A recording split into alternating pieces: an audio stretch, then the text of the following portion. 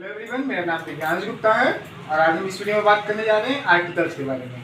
Basically articles जो होता है वो इंग्लिश ग्रामर का एक बहुत अच्छा टॉपिक होता है। अगर हम लोग आर्टिकल्स की बात करें तो आर्टिकल्स ऐसे वर्ड होते हैं जो बताते हैं कि जो आपका नाउन है वो स्पेसिफिक है कि नहीं। अब इसका मतलब क्या, अगर एक एग्जाम्पल से समझे तो और अच्छा रहेगा। अब देखिए एग्जाम्पल में लिखा है after the long day the cup of T tested particularly good. और बेसिकली आर्टिकल दो ही तरीके के होते हैं, डेफिनिट और इनडेफिनिट। तो ये वाला आपका डेफिनिट आर्टिकल का एग्जांपल है, ये इनडेफिनिट का। और ये दूसरे में आप after a long day a cup of T tested particularly good. अगर आप इसमें देखें तो इसमें ध्यान से देखिए तो दा का यूज हो रहा है। इसका मतलब कि जो बात हो रही है लॉन्ग डे से आफ्टर द लॉन्ग डे, मतलब किसी एक पर्टिकुलर डे की बात हो रही है। तो यानी कि इस कंडीशन में आपका अगर दा यूज हुआ तो जो आपका नाउन है वो स्पेसिफिक है। और अगर भाई आप सेकंड कंडीशन में देखें आफ्टर अ लॉन्ग डे, तो इसमें किसी एक दिन की बात हो रही है, वो एक दिन पर्टिकुलर स्पेसिफिक नहीं है। तो आपके इस ए आर्टिकल से पता चलेगा कि जो आपका नाउन है वो अनस्पेसिफिक है। और बेसिकली जैसा कि मैंने आपको बताया कि English has two article, definite में आपका दा होता है और इनडेफिनिट में आपका होता है ए और एन। तो अगर आप लोग बात करें कि ए को, जैसे कि जो आपका आर्टिकल ए है वो किसी भी सेंटेंस किसी भी नाउन में कैसे यूज किया जाता है, तो अगर आप लोग ए की बात करेंगे तो if a singular countable noun which is not specific definite start with consonant sound right A before it. Basically अगर आप किसी सिंगुलर काउंटेबल नाउन की बात कर रहे हैं जो कि स्पेसिफिक नहीं है, ठीक, तो उसका अगर और उसका जो मतलब जैसे कि वाउल साउंड कॉन्सोनेंट साउंड तो आप जानते ही होंगे, वाउल साउंड ए ई आई और यू और कॉन्सोनेंट एक्सेप्ट ऑफ दैट जितने भी अल्फाबेट होते हैं। तो अगर कोई ऐसा नाउन है जो काउंटेबल है और डेफिनिट नहीं है और उसका मतलब कि वो स्टार्ट हो रहा है कॉन्सोनेंट साउंड से, तो उसके जस्ट पहले आप किसका यूज करेंगे, ए का। अगर आप एग्जांपल की बात करें तो दिस इज अ चेयर, इस कंडीशन में जो आपका चेयर है वो सी से स्टार्ट हो रहा है, तो सी आपका कॉन्सोनेंट है। और हमने क्या बोला कि नाउन के जस्ट पहले यूज करना है, तो यहाँ पे आपने नाउन के जस्ट पहले ए का यूज किया। दूसरा एग्जांपल, और दूसरी बात ये सिंगुलर है, इसमें एक चेयर की बात हो रही है पर्टिकुलर की, तो इस कंडीशन में भी आप ए का यूज किए। दूसरे में दिस इज अ पेन, अब यहाँ पे पेन आपका जो है वो नाउन है, नाउन पेन है, और जो आपका पी है वो कॉन्सोनेंट है, तो जस्ट इसके पहले आपने क्या यूज किया, ए। अब आप बात करें, अब हम लोग बात करें अगर एन के बारे में, तो if a singular countable noun which is not specific definite start with vowel sound। जैसे कि अभी हम लोग ने ए का यूज किया था, तो ए में भी सिंगुलर था और एन में भी सिंगुलर होता है, बस दोनों में डिफरेंस ये होता है कि जो आपका ए होता है वो तब यूज होता है जब आपका नाउन कॉन्सोनेंट साउंड से चालू हो, और अगर बात करें एन की तो वो तब यूज होता है जब जो आपका नाउन है वो वाउल साउंड से चालू हो, यानी कि वाउल साउंड यानी कि जिसका स्टार्ट आपका ए ई आई ओ यू इन 5 वो वर्ड से हो। तो अगर आप एग्जांपल देखें तो दिस इज एन एप्पल, इसमें आपका नाउन क्या है, एप्पल, और एप्पल के फर्स्ट लेटर में क्या है, ए आपका वाउल है, तो जस्ट इसके पहले हमने क्या यूज कर दिया, एन।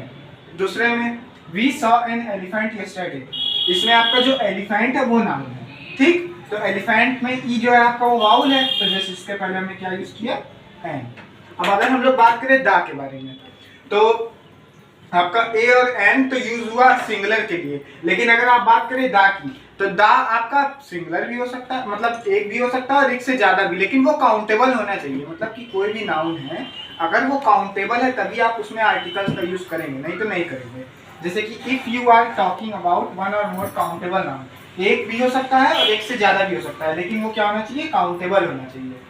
दैट इज और आर स्पेसिफिक और डेफिनिट। दूसरा कंडीशन, जो आपका नाउन होना चाहिए इस कंडीशन में आपका स्पेसिफिक होना चाहिए, नॉन स्पेसिफिक नहीं होना चाहिए। We write the before it, तब उस कंडीशन में उस नाउन के पहले हम लोग क्या यूज करेंगे, द। अब अगर एग्जांपल देखिए, this is the chair I broke yesterday, अब आपको कैसे पता चलेगा कि इस पर्टिकुलर में ये जो चेयर ये स्पेसिफिक है, क्योंकि देखिए अगर जो बोल रहा है उसने कहा कि ये वो चेयर है जिसको मैंने कल तोड़ दिया था, यानी कि वो एक पर्टिकुलर चेयर को पॉइंट करके बोल रहा है, तो इस कंडीशन में जो आपका चेयर है नाउन है वो आपका स्पेसिफिक हो गया, ठीक। और अगर हम लोग बात करें कि कुछ जैसे कि यूज जो दा होते हैं वो और कहाँ कहाँ यूज होते हैं, तो जो आपका ओशियंस और रिवर का नाम होता है, जैसे कि द गंगा, द यमुना, इन सब कंडीशन में। उसके बाद the point of the globe, यानी कि जो इक्वेटर होता है तो हम लोग उसको केवल इक्वेटर नहीं बोलते हैं, क्या बोलते हैं, द इक्वेटर। उसके बाद डिजर्ट, फॉरेस्ट, रेगिस्तान और जंगल जो होते हैं, जैसे कि डिजर्ट में आपका द सहारा, द थार, अगर जंगल की बात करें तो द अमेज़न।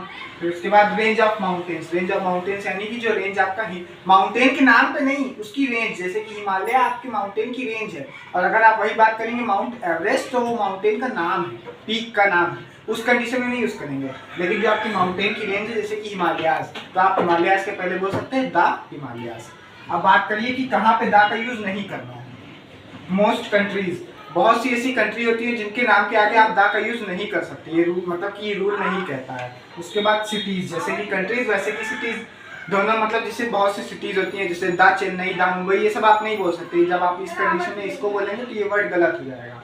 उसके बाद माउंटेन्स, जैसे कि हमने अभी आपको बताया कि माउंटेन की रेंज के आगे आप द का यूज कर सकते हैं, लेकिन माउंटेन के आगे द का यूज नहीं कर सकते। उसके बाद लेक, लेक यानी कि जो झीलें होती हैं उसके आगे भी आप द का यूज नहीं कर सकते। अब कुछ ऐसे भी वो वर्ड होते हैं, कुछ ऐसी भी चीज होती है जिनके आगे कोई भी आर्टिकल्स का यूज नहीं होता है। अब वो क्या होता है, जैसे देखिए लैंग्वेजेस और नेशनैलिटीज, अगर आप किसी की लैंग्वेज की बात कर रहे हैं या उसकी नेशनैलिटी की बात कर रहे हैं तो उसके आगे आपको आर्टिकल का यूज करने का कोई जरूरत है ही नहीं।